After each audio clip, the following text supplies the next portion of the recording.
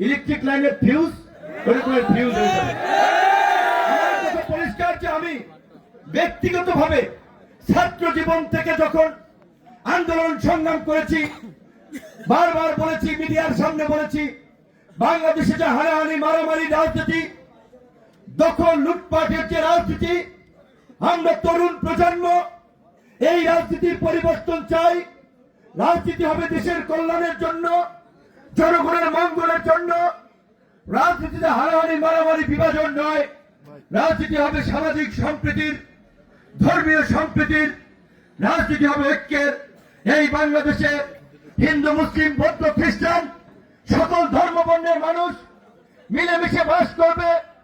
হিন্দুদের ধর্মীয় অনুষ্ঠানে মুসলমানরা সহযোগিতা করবে, মুসলমানদের কাজে হিন্দুরা সহযোগিতা করবে, মিলেমিশে বসবাস করবে।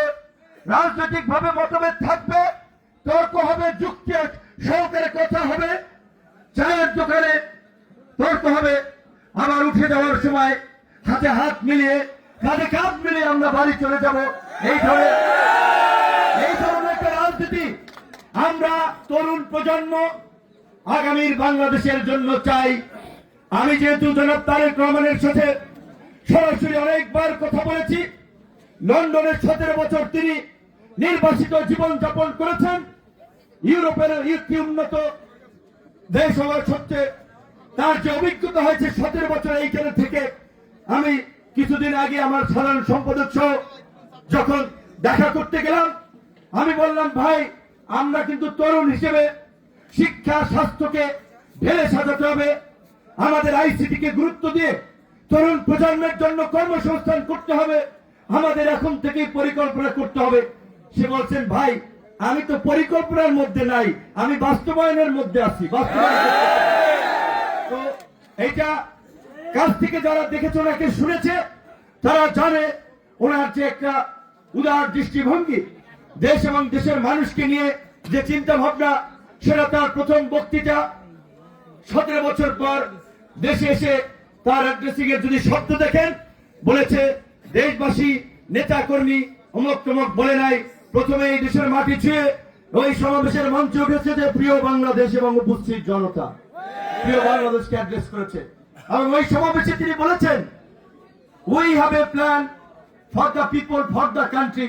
তিনি বলেছেন যে দেশের জন্য তার একটা পরিকল্পনা আছে, দেশের জনগণের জন্য একটা পরিকল্পনা আছে। স্বাভাবিকভাবেই আজ উন্নত দেশে থেকে সেই দেশের যোগাযোগ, স্বাস্থ্য, শিক্ষা ব্যবস্থা দেখে তিনি সেটি হয়তো পরিকল্পনা করেছেন। আমরাও পরিকল্পনা দিয়েছি 31 দফা রাষ্ট্র সংস্কারের রূপরেখা। এবং ইতিমধ্যে আপনারা শুনেছেন, বিএনপি জোট সরকার গঠন করতে পারলে তারা প্রত্যেকটি ফ্যামিলির লোকজনকে 2500 টাকা আর্থিক সুবিধা সম্বলিত একটি ফ্যামিলি কার্ড দিবে। যেই ফ্যামিলি কার্ড বিশেষ করে আমাদের মায়েদেরকে কেন্দ্র করে তারা এই সংসারের বাজার করার জন্য, খরচ করার জন্য 2500 টাকা পাবেন। এটি একটি পরিবারের জন্য বড় সাপোর্ট। বিএনপি জোট সরকারের পরিকল্পনা আছে কৃষক কার্ড দেবে, কৃষকদেরকে, দরিদ্র অসচ্ছল মানুষকে স্বাস্থ্য সেবা নিশ্চিত করার জন্য স্বাস্থ্য কার্ড দেবে। অত্যন্ত ভালো কিছু চিন্তা ভাবনা নিয়েই আমরা আগাচ্ছি। তাই আপনাদের এলাকার সন্তান হিসেবে, এই জনপদের সন্তান হিসেবে আপনাদের প্রতি আহ্বান রেখে বলবো, 50 বছর বিশেষ করে শাহজাহান খান সাহেব যতদিন বেঁচে ছিলেন বিএনপির জন্য সংগ্রাম করেছেন, রক্ত ঝরিয়েছেন, ঘাম ঝরিয়েছেন, এই জনপদে বিএনপিকে টিকিয়ে রেখেছেন। শাহজাহান খানকে আপনারা জাতীয়তাবাদী দলের নেতা কর্মীরা এমপি বানাতে পারেন নাই। আপনাদের একটা আক্ষেপ আছে, আমাদেরও কষ্ট আছে। আজকের এই ঐতিহাসিক পরিবর্তন শাহজাহান খান সাহেব দেখে যেতে পারলেন না। তাই আপনাদেরকে বলবো, ওই 50 বছরের দুঃখ কষ্ট ঘোচাতে আপনারা যদি আদা জল খেয়ে মাঠে নামেন, আগামী 12 ফেব্রুয়ারি নির্বাচনে আপনারা আমাকে জয়লাভ করতে পারলে এই অঞ্চল থেকে শুধুমাত্র এমপি নয়, আরো অনেক কিছু হয়তো পাবেন। এবং গোলাম মাওলা রনি ভাইয়ের মতো আমরা দুই ভাই সেদিন আলাপ আলোচনা করেছিলাম, বলেছিলাম, ভাই আপনি যদি নির্বাচন করেন তাহলে আমি ঢাকা থেকে নির্বাচন করবো, আপনি পরিষ্কার বলেন আপনি নির্বাচন করতে চান কিনা। যে কোনো বাস্তবতায় সে বলেছে আমি এই নির্বাচন করতে চাই না আপাতত। গোলাম মোস্তফা সাহেবকে আমি বলেছিলাম, আপনার মতো সজ্জন ব্যক্তিত্ব এই জনপদের অসংখ্য মানুষকে আর্থিক সহায়তা, চাকরির সহায়তা, বিভিন্নভাবে সহযোগিতা করেছেন। আপনি যদি দল আপনাকে মনোনয়ন দেয়, আমি আপনার পক্ষে কাজ করব। আমি ঢাকা থেকে নির্বাচন করব, কারণ আমি মনে করছি গোলাম মাওলা রনি এই এলাকা থেকে এমপি হওয়া, আমার এমপি হওয়া একই কথা। আমার এমপি হওয়ার জন্য এই জনপদ থেকে কোনো সুবিধা নিতে হবে না, কোন ধরনের বেনিফিটের চিন্তা করে এখান থেকে প্রার্থী হয় নাই। বেনিফিটের চিন্তা করলে শহর থেকে প্রার্থী হইতাম। এখানে শুধুমাত্র প্রার্থী হয়েছি আমাদের এই জনপদের প্রকারান্তে দেখবেন এই উলান্না, গলাচিপা, দশমিনা, রঙ্গপল্লী, সুতাবাড়িয়া, চর বিশ্বাস, চরকাজল, বিভিন্ন ইউনিয়ন কোন না কোনো ভাবেই কিন্তু প্রত্যেকেই আমাদের আত্মীয় স্বজন। এই অঞ্চলের মানুষ দারিদ্র সীমার নিচে বাস করে, অসচ্ছল গরিব পরিবারের সংখ্যায় বেশি। কাজে এই জনপদে যদি আমরা কৃষিকে গুরুত্ব দিয়ে কিছু ইন্ডাস্ট্রি করতে পারি, আমাদের জেলেদের গুরুত্ব দিয়ে মৎস্য শিল্পকে আমরা পরিকল্পিতভাবে গড়ে তুলতে পারি, তাহলে এই এলাকার নিম্ন আয়ের মানুষগুলো খেয়ে পরে ভালো থাকবে। এই অঞ্চলের মেধাবী ছেলে মেয়েদেরকে যদি আমরা একটু সহযোগিতা করতে পারি, তাহলে অর্থের অভাবে কারো পড়াশোনা বন্ধ হবে না, কারো সাংস্কৃতিক ধর্মীয় প্রতিভা বন্ধ হবে না, দরিদ্র মানুষ বিনা চিকিৎসায় মারা যাবে না। এবং আজকে এই আমাদের এলাকার রাস্তাঘাটগুলোর কি অবস্থা এগুলো আপনারা জানেন। গোলাম মাওলা রনি ভাই উলান্না ব্রিজ করেছিল, কিন্তু তিনি এমপি ছিলেন 5 বছর, তারপর এমপি ছিলেন না। উলান্না ব্রিজের এই পার ওই পার রাস্তার অবস্থা তো দেখেছেন, এত সুন্দর একটা ব্রিজ, অথচ ব্রিজের এই পার ওই পার রাস্তা খানাখন্দ। এগুলো হচ্ছে যোগ্য ব্যক্তির তদবিরের অভাবে এলাকার কাজগুলো হয় নাই।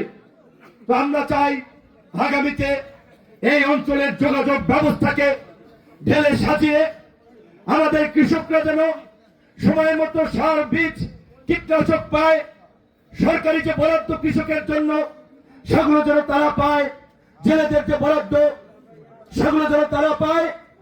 এইখানের হিন্দু মুসলিম রাজনৈতিক কারণে যেন কোনো বিভাজন না থাকে, রাজনৈতিক পট পরিবর্তন হলে হিন্দুদের যেন কোনো সমস্যা না হয়, আমরা একটা ধর্মীয় সম্প্রীতি বজায় রাখতে চাই।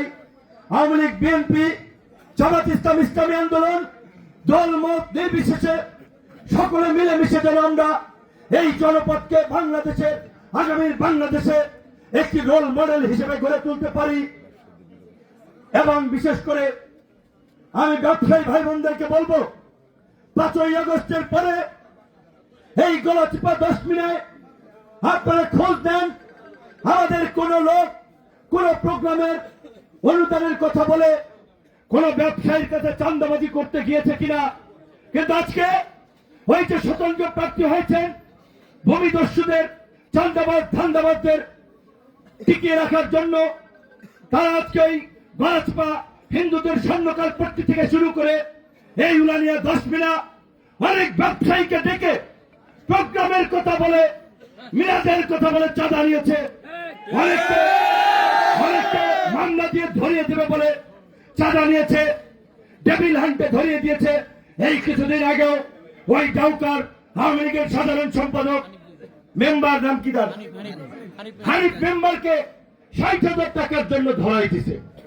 আজকে এই গলাচিপা, দশমিনায় যতগুলো 5ই আগস্টের পরে অন্যায় হয়েছে, অবিচার হয়েছে, মানুষকে হয়রানি করা হয়েছে, প্রত্যেকটি করেছে ওই হাসান মামুন এবং তার সাঙ্গপাঙ্গরা। আপনাদেরকে সিদ্ধান্ত নিতে হবে, আগামীতে আপনারা একটা নিরাপদ ব্যবসার পরিবেশ, একটা ধর্মীয় এবং রাজনৈতিক সম্প্রীতির পরিবেশ, একটা উন্নত জনপদ চান, নাকি কারো কাছে জিম্মি থাকতে চান, চাঁদাবাজদের, দখলদারদের উৎপাতে থাকতে চান? সিদ্ধান্ত আপনাদেরকেই নিতে হবে। আমি শুধু আপনাদের সন্তান হিসেবে এখানে দাঁড়িয়ে একটি কথা বলে আমার বক্তব্য শেষ করতে চাই। আমার বামে ডানে যারা দাঁড়িয়ে আছে, সামনে আছে 80% লোক বয়সে আমার সিনিয়র। আমি কারো ভাইয়ের মতো হব, কারো ছেলের মতো হব। আল্লাহর অশেষ রহমত যে এই বয়সে এরকম একটি জায়গায় আছি, তাই আমি আপনাদের দোয়া চাই। দোয়ায় মানুষের ভাগ্যের পরিবর্তন হয়, দোয়ায় মানুষের আয়ু বাড়ে। আমি যেন সুস্থ থাকতে পারি, আমি যেন আপনাদের জন্য কাজ করতে পারি, আমি আপনাদেরকে দোয়া চাই, আমি আপনাদের কাছে দোয়া চাই। এবং এই যে উলানিয়া, এই যে অবদার কাজের জন্য, এই বাজারের ঘর বাড়ি ভাঙার জন্য মাইকিং করা হয়েছিল, নোটিশ দেওয়া হয়েছিল।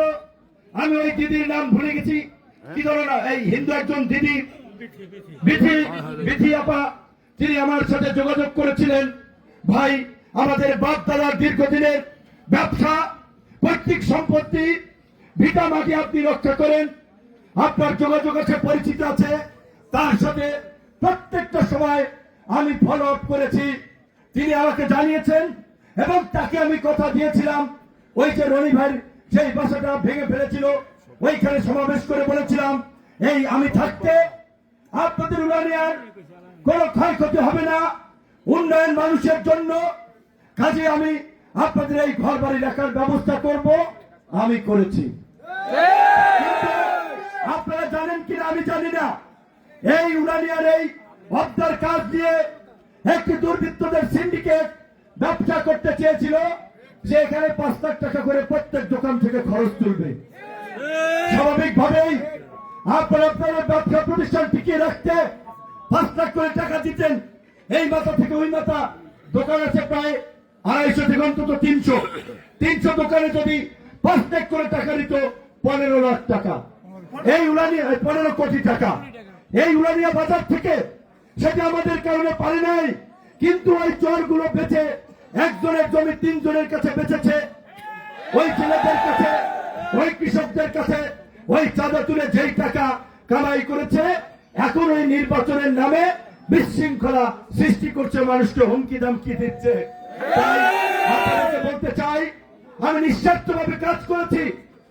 কবির ভাই যেটা বলেছে, এই গলাচিপা 10 পিনায় গত 1 বছরে 205টা মসজিদ মন্দিরে 3 লাখ, 4 লাখ, 5 লাখ, 2 লাখ করে সরকারি অনুদান বরাদ্দ করাইছি। গলাচিপা হরিদাপুরের ব্রিজ চূড়ান্ত হয়েছে, শুধু নির্বাচনের কারণে উদ্বোধন হয় নাই, নির্বাচনের পরে উদ্বোধন হবে। নির্বাচনী আচরণ বিধিতে এই ভিত্তি প্রস্তর ফলক এগুলো নিষিদ্ধ, তাই সেটা উদ্বোধন হচ্ছে না। ওই গলাচিপায় টেকনিক্যাল স্কুল অ্যান্ড কলেজের মতো 10 মিনিট একটি টেকনিক্যাল স্কুল অ্যান্ড কলেজ হচ্ছে। ওই গলাচিপার মিনি স্টেডিয়ামের মতো 10 মিনিট একটি মিনি স্টেডিয়াম হচ্ছে। এই গলাচিপা 10 মিনার অসংখ্য ইটের সোলিং, হেরিং বন্ডের রাস্তার বরাদ্দ করাইছি, আধা পাকা রাস্তা পাকাকরণের বরাদ্দ আনাইছি, রিপেয়ারিং এর ফান্ড এনেছি, অনেক কাজ করেছি নিঃস্বার্থভাবে। এই সমস্ত কাজে আমি রনি ভাইয়ের কাছ থেকে পরামর্শ নিয়েছি। কিছুদিন আগে তার অফিসে গিয়েছিলাম, ধর্ণা দাখিলের পূর্বে তিনি তার একটা অভিজ্ঞতা শেয়ার করলেন, যে নিউজিল্যান্ডের ডেয়ারি ফার্মের মতো, যেটা আমাদের সিরাজগঞ্জের চরগুলোতে উন্নত জাতের গাভী পালন করা হয়, তার একটা আগ্রহ ছিল আমাদের এই চর অঞ্চলে সেইভাবে গাভী পালনের ব্যবস্থা করে রাষ্ট্রীয় দুগ্ধ উৎপাদনকারী এবং বিপণন কোম্পানি মিল্ক ভিটার সাথে ট্যাগ করিয়ে দিয়ে কৃষকদের একটা স্বাবলম্বী করা। তিনি বলেছে যে তুমি কইল। তাই আমি এইটুকু বলতে পারি, আমি নির্বাচিত হলে আমি দল মত ধর্ম বর্ণ নির্বিশেষে সকলের মতামত নিয়ে, সকলকে নিয়ে কাজ করব। আমাকে যতই আঘাত দিয়েছে, আমি কাউকে আঘাত দেই নাই। আমাকে যত গালিগালাজ করেছে, আমি তার কাউন্টার করি নাই, ভবিষ্যতেও করব না। আমি এই প্রতিহিংসার রাজনীতি নিজেও করি না, পছন্দ করি না। তাই আপনাদের কাছে সর্বশেষ অনুরোধ, আপনাদের সন্তান হিসেবে, আপনাদের ভাই হিসেবে, এই জনপদের ভবিষ্যতের জন্য আগামী 12 তারিখ আপনাদের ঐতিহাসিক সুযোগ এসেছে। চাক মার্কায় ভোট দিয়ে সেই ঐতিহাসিক সুযোগকে এলাকার জন্য, এলাকার মানুষের জন্য কাজে লাগাবেন, এই আহ্বান রেখে আমার বক্তব্য শেষ করছি। যারা দূর দূরান্ত থেকে এসেছেন তাদের প্রতি অনেক কৃতজ্ঞতা, ভালোবাসা। এবং আমি যদি নির্বাচিত হতে পারি, অবশ্যই আমি এইটুকু বলতে পারি, সাধারণ পরিবারের সন্তান হিসেবে আপনাদের এই যে উপচে পড়া ভালোবাসা, সম্মান, সমর্থন, এর প্রতিদান আমাদের দিকে পাবেন। বিশেষ করে মা বোনদেরকে অনেক ধন্যবাদ এবং কৃতজ্ঞতা।